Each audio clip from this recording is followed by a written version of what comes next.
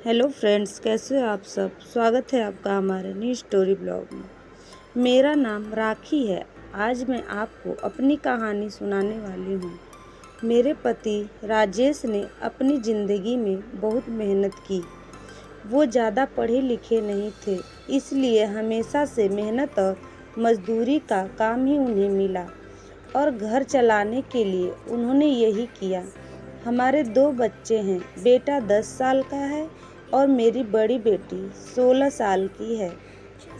अभी तक मेरे पति ने जैसे तैसे अपना घर चलाया। इस उम्र में भी आज भी हम वही हैं। अगर काम नहीं करेंगे तो खाने को नहीं मिलेगा, घर नहीं चल पाएगा, बेटा और बेटी की पढ़ाई पूरी नहीं हो सकेगी। मेरे पति की अब ऐसी स्थिति नहीं थी कि वो मेहनत और मजदूरी कर सकें। उनसे अब यह काम नहीं होता था। अब हम क्या करेंगे, कैसे अपनी ज़िंदगी को आगे बढ़ाएं, कैसे कमाएं। मुझे और मेरे पति को यही चिंता खाए रहती थी। नौकरी नहीं है तो अब क्या। फिर मुझे एक दिन बैठे यह ख्याल आया कि क्यों ना हम एक छोटा सा ढाबा खोल लें। शहर के बाहर जहाँ से वाहन और गाड़ियाँ आती जाती हैं, वहाँ टीन का छोटा सा छपरा बनाकर चाय और खाने का एक छोटा ढाबा खोल सकते हैं। मैंने अपने पति से यह कहा। उन्होंने कहा कि दुकान खोलने के लिए पैसे। मैंने कहा टीन का छपरा लगाना है, बस उसके लिए पैसे लगेंगे, बाकी सारा खाना बनाने का सामान हम घर से ले जा सकते हैं। थोड़े पैसे मैंने अपने परिचित से मांगे ताकि हम अपना छोटा सा ढाबा शुरू कर सकें। उनके मन में अभी भी संकोच था।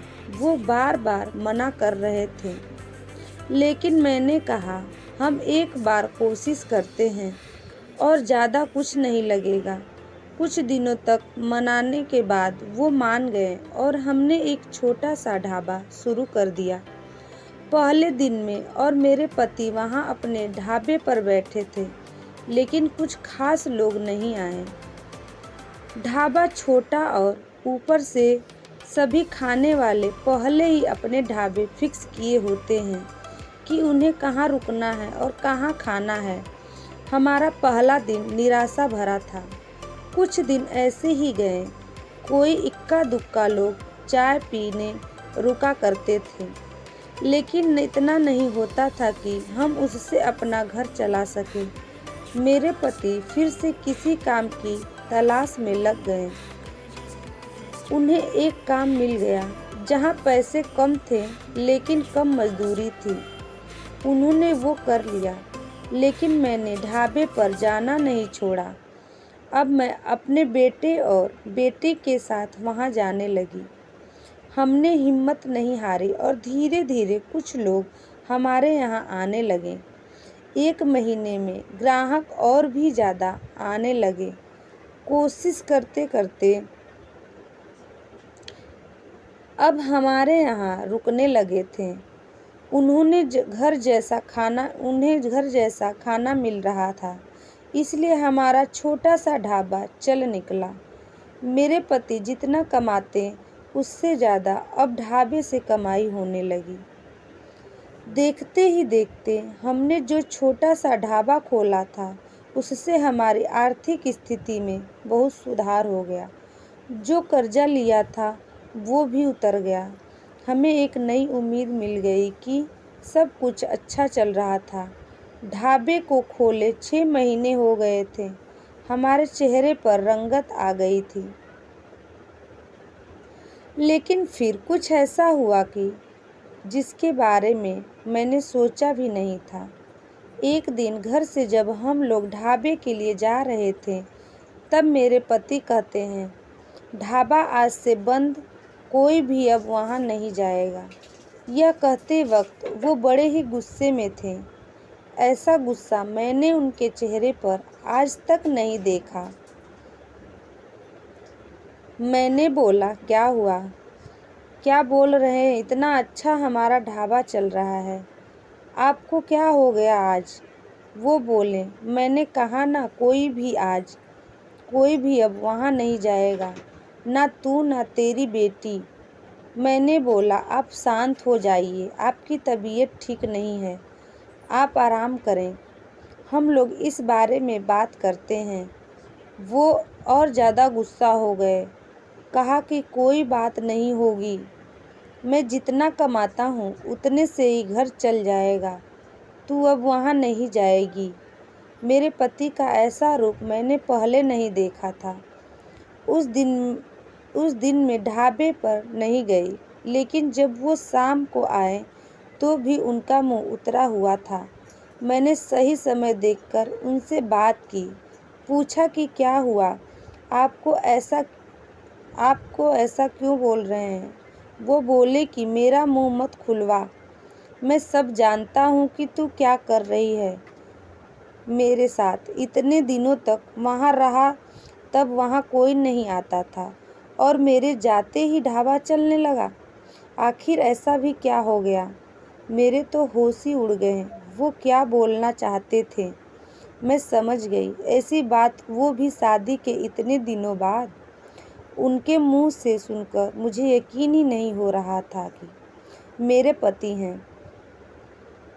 मैं एकदम खामोश हो गई। रात को मेरे आंसू नहीं रुक रहे थे।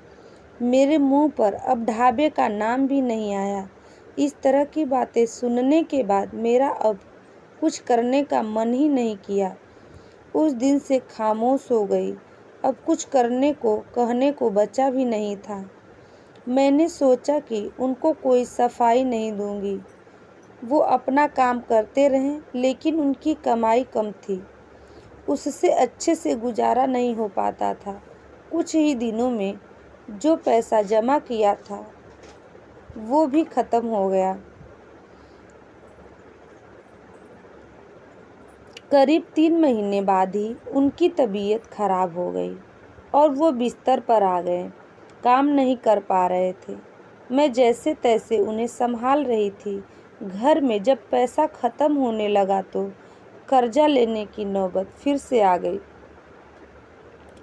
मैं चाहती थी कि कहीं किसी के घर जाकर खाना बनाने या बर्तन धोने का काम करने लगूं, लेकिन उनकी तबीयत खराब थी और मैं नहीं चाहती थी कि मेरे किसी भी बात के कारण वो फिर उसी तरह की चिंता व बातें करें।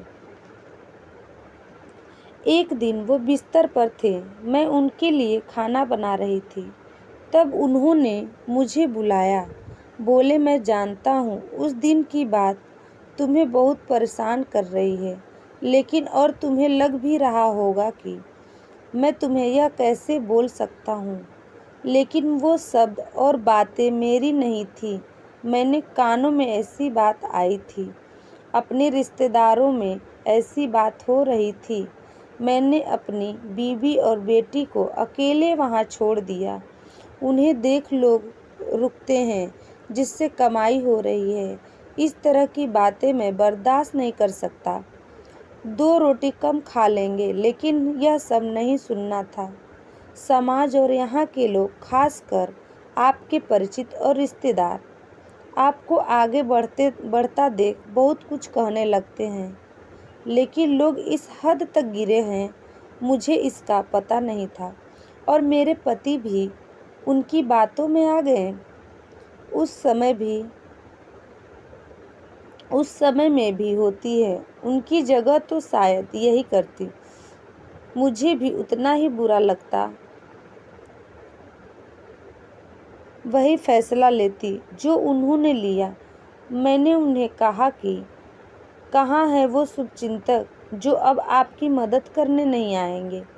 जाइए, आप उनसे ही पूछ लीजिए। हमारे घर में खाने को नहीं है, आपकी तबीयत खराब है।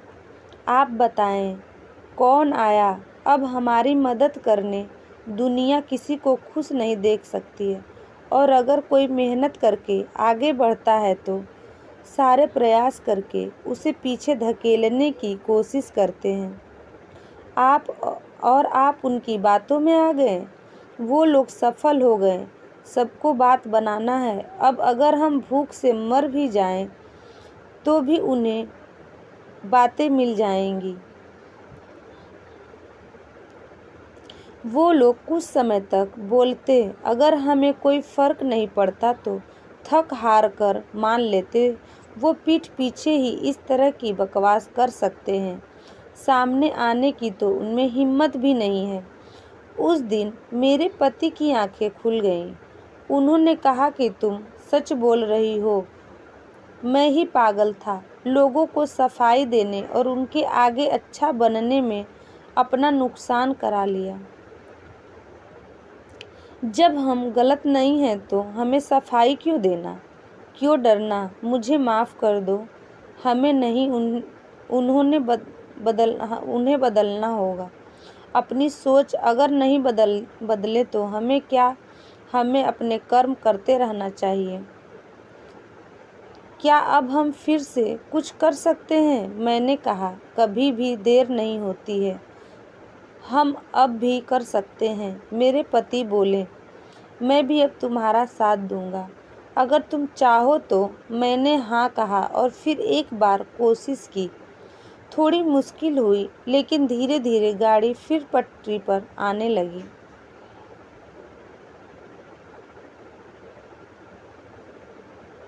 Thank you so much.